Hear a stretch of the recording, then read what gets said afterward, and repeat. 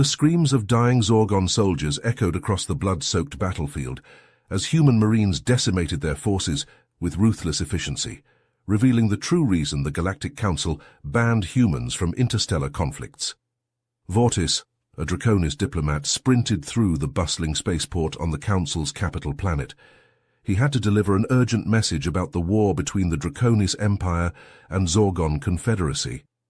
In the crowded terminal, he collided with Jake Adams, a grizzled human veteran boarding a transport to the front lines, defying the ban on human soldiers. Jake's cryptic parting words left Vortis unsettled. At the council chambers, Vortis shared news of Draconis losses and the need for aid. A fierce debate erupted over lifting the human ban. Some cited humans' unpredictable, violent nature. Others argued humanity's involvement was critical to prevent the Zorgons from genociding the Draconis. The survival of trillions hinged on this decision. Vortis questioned the real motives behind exiling Earth from the galactic stage. He knew time was running out for his people. 200 years earlier, at the height of the Zorgon-Draconis War, the Galactic Council chambers buzzed with heated debate. The war had dragged on for far too long, with no end in sight. Casualties mounted on both sides as the conflict consumed entire star systems. In a last-ditch effort to bring the war to a close, the Council voted to lift the long-standing ban on human involvement in galactic affairs. A request for aid was dispatched to Earth, imploring the humans to send their best soldiers to support the Draconis war effort. The humans, who had long been eager to prove their mettle on the galactic stage, responded with enthusiasm. A contingent of their most elite warriors, led by Commander Ezra Stone, was quickly assembled and dispatched to the front lines. Stone, a battle-hardened soldier with a reputation for unconventional tactics, was determined to show the galaxy what humans were capable of. Upon arriving at the Draconis forward operating base, Commander Stone and his team were greeted by General Tarox, a grizzled Draconis veteran with a no-nonsense demeanor. Tarox eyed the humans with skepticism, his scales rippling with barely concealed disdain. "Commander Stone," Tarox said, his voice a low rumble, "I hope your soldiers are prepared for what lies ahead. This is not a war for the inexperienced or faint of heart." Stone met the general's gaze, unflinching. "General Tarox, I assure you that my team is more than capable. We may be new to this conflict, but we are no strangers to war. We will not only meet your expectations, but exceed them." As the human soldiers integrated with the Draconis forces, they quickly adapted to the unfamiliar technology and proved their worth in small skirmishes against Zorgon raiders. Stone led his team with a combination of tactical brilliance and raw courage, earning the grudging respect of their Draconis allies. However, the true test of the humans' mettle came when the Zorgons launched a massive offensive on a key Draconis colony world. The Zorgon forces, armed with superior numbers and firepower, pushed the Draconis back to their last line of defense. The situation looked grim, with the Draconis on the verge of a crushing defeat. In a desperate attempt to turn the tide, General Tarox ordered Commander Stone and his team to lead a daring counterattack on the Zorgon command ship. It was a risky gambit, but the humans were the only ones with the technology and audacity to pull it off. Stone and his team, armed with prototype human weapons and stealth technology, managed to infiltrate the Zorgon ship undetected. They made their way to the bridge, where they confronted the Zorgon leader, Admiral Zaxor. Zaxor, a towering figure with razor-sharp claws and a cruel smile, looked down at the humans with contempt. "Pathetic creatures," he snarled. "You dare to challenge me on my own ship?" Commander Stone stepped forward, his weapon trained on the Admiral. "We're here to end this war, Zaxor. Surrender now and we can avoid further bloodshed." Zaxor laughed, a harsh, grating sound. "Surrender to a pack of hairless apes? I think not." With a roar, Zaxor charged at Stone, his claws outstretched. Stone met him head-on, dodging the Admiral's blows and retaliating with a series of precise strikes. The two leaders engaged in a fierce hand-to-hand battle, trading blows across the bridge.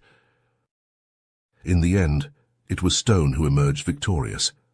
With a final decisive blow, he sent Zaxor crashing to the ground unconscious. The rest of the Zorgon bridge crew, seeing their leader defeated, quickly surrendered. The loss of their command ship threw the Zorgon forces on the colony world into disarray. Seizing the opportunity, the Draconis launched a devastating counterattack, driving the Zorgons back and ultimately securing a decisive victory. News of the humans' crucial role in turning the tide of the battle spread like wildfire throughout the galaxy. Races that had once dismissed the humans as weak and irrelevant now saw them in a new light. The humans, it seemed, were a force to be reckoned with.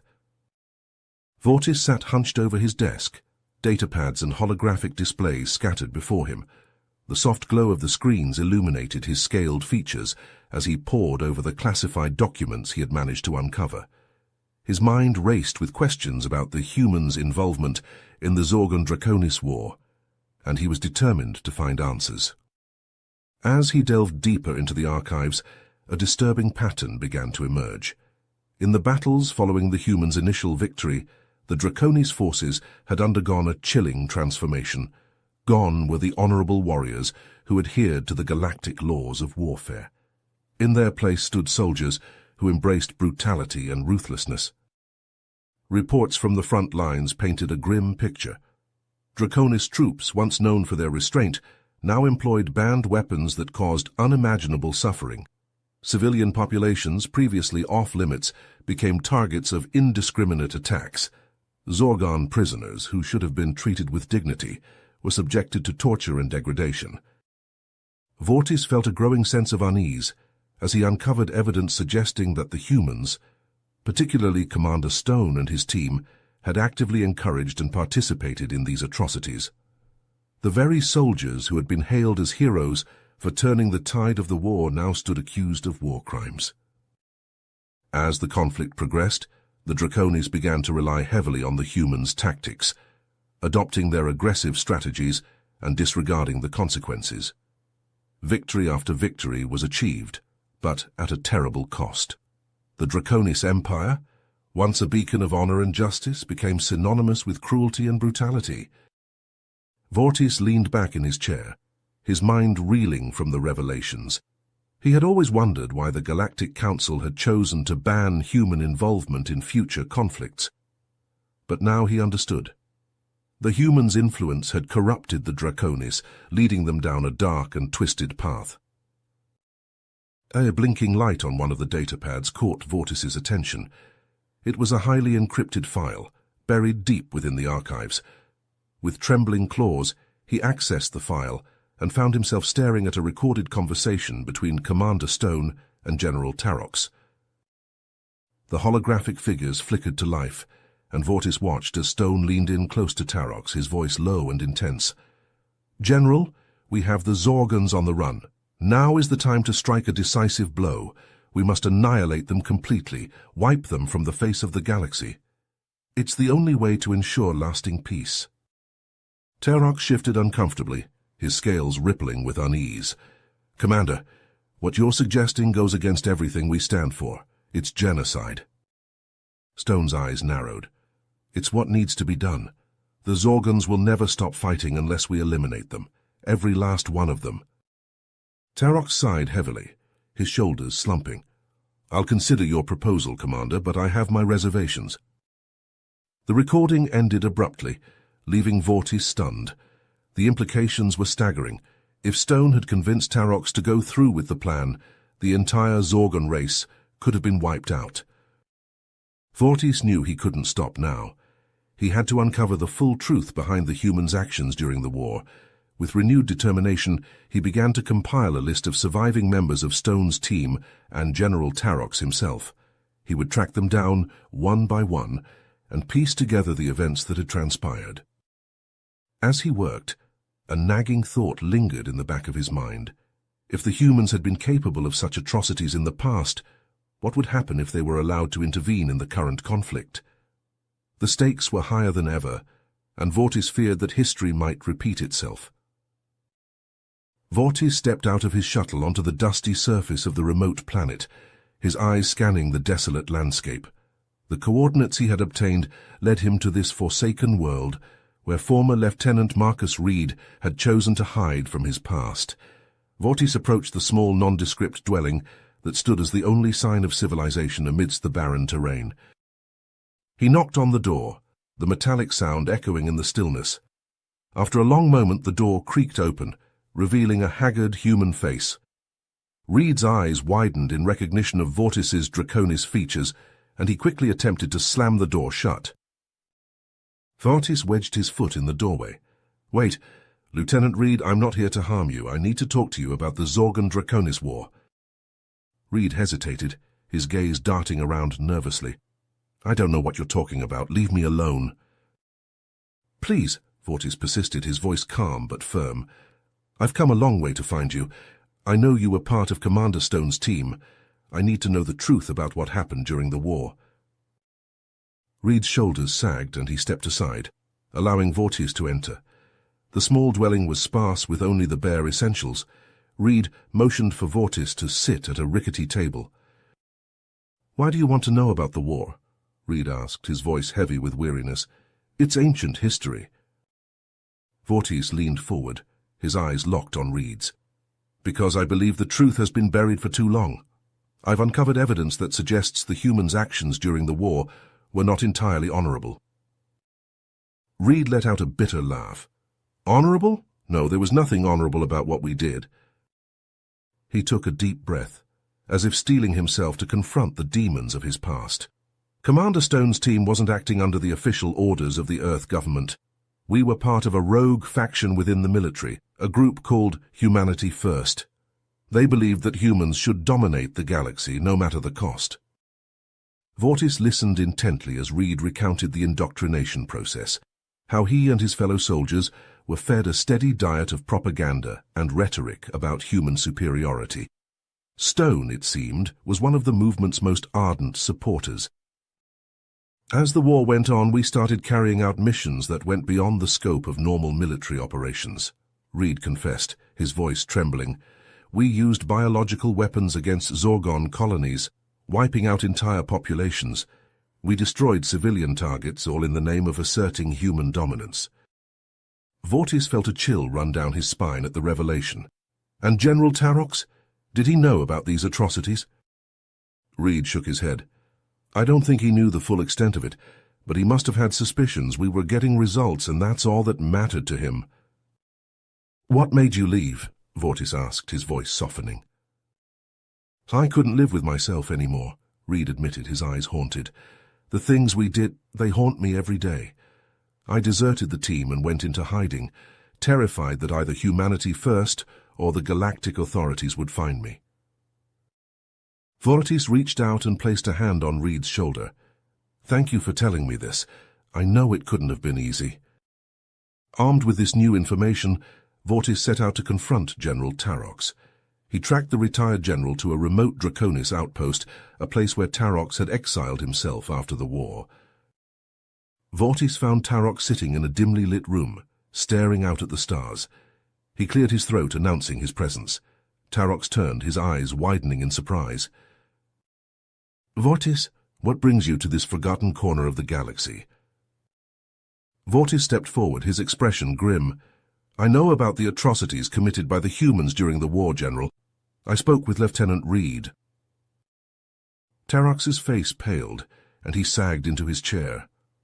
"I had my suspicions about Stone and his team," he admitted, his voice heavy with regret. "But I chose to ignore them. The pressure to win the war was immense, and I convinced myself that the ends justified the means." Vortis presented the evidence he had gathered, laying out the full scope of the humans' actions. Tarox listened, his expression growing more and more haunted. "After the war, I discovered the true extent of what had been done," Tarox confessed. "The guilt was overwhelming. I secretly provided the Galactic Council with evidence of the war crimes, leading to the ban on human involvement in galactic conflicts." Vortis nodded, understanding dawning on him. The ban wasn't just about preventing human aggression, was it? It was about protecting the galaxy from the influence of extremist factions within human society. Tarox met Vortis's gaze, his eyes filled with a deep sadness. "Yes, we couldn't risk something like that happening again." Vortis stood, his mind racing with the implications of what he had learned.